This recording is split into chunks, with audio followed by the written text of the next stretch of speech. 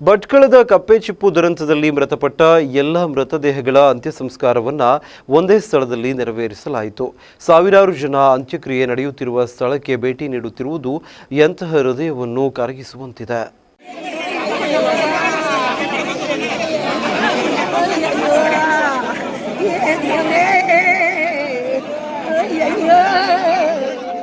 ಭಟ್ಕಳ ತಾಲೂಕಿನ ಅಳ್ವೆಕೋಡಿ ಹಿನ್ನೀರಿನಲ್ಲಿ ಸಂಭವಿಸಿದ ಹೃದಯ ವಿದ್ರಾವಕ ಜಲದುರಂತದಲ್ಲಿ ನಾಪತ್ತೆಯಾಗಿದ್ದ ಇನ್ನೋರ್ವ ಮಹಿಳೆಯ ಮೃತದೇಹ ಪತ್ತೆಯಾಗಿದ್ದು, ಇದರೊಂದಿಗೆ ಮೃತರ ಸಂಖ್ಯೆ 11ಕ್ಕೆ ಏರಿಕೆಯಾಗಿದೆ. ಇಂದು ಪತ್ತೆಯಾದ ಕೊನೆಯ ಮೃತದೇಹ ಸೇರಿದಂತೆ ಎಲ್ಲ ಮೃತದೇಹಗಳ ಅಂತ್ಯ ಸಂಸ್ಕಾರವನ್ನ ಒಂದೇ ಸ್ಥಳದಲ್ಲಿ ನೆರವೇರಿಸಲಾಯಿತು. ಅಂತಿಮ ದರ್ಶನಕ್ಕಾಗಿ ಸಾವಿರಾರು ಜನ ಸೇರಿದ್ದು, ಮೃತರ ಕುಟುಂಬಸ್ಥರ ಆಕ್ರಂದನ ಕಂಡು ನೆರೆದಿದ್ದವರ ಕಣ್ಣಲ್ಲೂ ನೀರು ತರಿಸಿತು. ಗ್ರಾಮದಲ್ಲಿ ಶೋಕದ ವಾತಾವರಣ ಆವರಿಸಿದ್ದು, ಮೃತರ ಆತ್ಮಕ್ಕೆ ಶಾಂತಿ ಕೋರಿ ಪ್ರಾರ್ಥನೆ ಸಲ್ಲಿಸಲಾಯಿತು.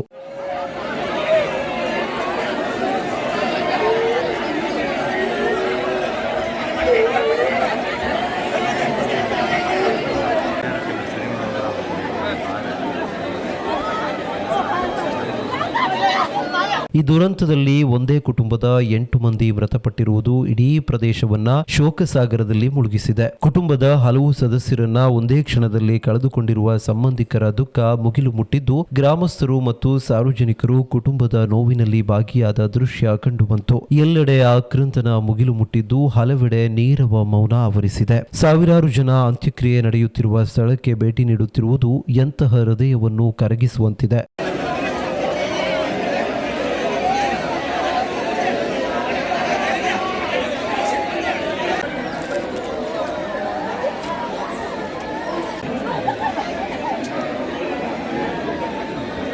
ಘಟನೆ ಕುರಿತು ವಿವಿಧ ಜನಪ್ರತಿನಿಧಿಗಳು, ಅಧಿಕಾರಿಗಳು ಹಾಗೂ ಸಂಘ ಸಂಸ್ಥೆಗಳ ಮುಖಂಡರು ಸಂತಾಪ ಸೂಚಿಸಿದ್ದು, ಮೃತರ ಕುಟುಂಬಗಳಿಗೆ ಸೂಕ್ತ ಪರಿಹಾರ ಮತ್ತು ನೆರವು ನೀಡುವಂತೆ ಸರ್ಕಾರಕ್ಕೆ ಮನವಿ ಮಾಡಿದ್ದಾರೆ. ಅಳ್ವೆಕೋಡಿ ಹಿನ್ನೀರಿನಲ್ಲಿ ಸಂಭವಿಸಿದ ಈ ದುರಂತ ಉತ್ತರ ಕನ್ನಡ ಜಿಲ್ಲೆಯ ಇತ್ತೀಚಿನ ವರ್ಷಗಳ ಅತ್ಯಂತ ದೊಡ್ಡ ಜಲದುರಂತಗಳಲ್ಲಿ ಒಂದಾಗಿ ದಾಖಲಾಗಿದ್ದು, ಇಡೀ ರಾಜ್ಯದ ಗಮನ ಸೆಳೆದಿದೆ.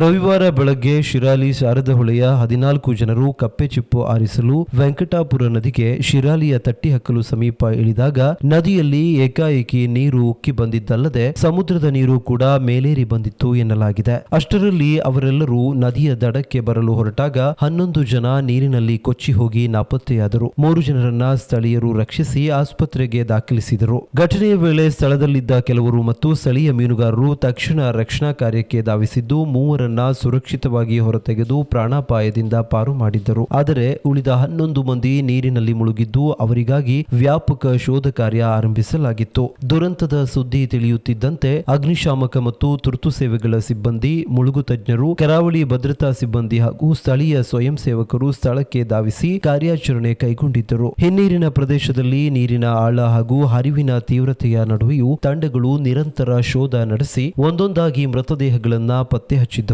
ನಿನ್ನೆ ಸಂಜೆಯವರೆಗೂ ಹೆಚ್ಚಿನ ಮೃತದೇಹಗಳು ಪತ್ತೆಯಾಗಿದ್ದರೂ ಒಬ್ಬ ಮಹಿಳೆ ನಾಪತ್ತೆಯಾಗಿದ್ದ ಕಾರಣ ರಾತ್ರಿಯಲ್ಲಿಯೂ ಶೋಧ ಕಾರ್ಯ ಮುಂದುವರಿಸಲಾಗಿತ್ತು. ಇಂದು ಬೆಳಗ್ಗೆ ಆಕೆಯ ಮೃತದೇಹ ಪತ್ತೆಯಾಗುವುದರೊಂದಿಗೆ ಕಾರ್ಯಾಚರಣೆ ಅಂತ್ಯಗೊಂಡಿದೆ.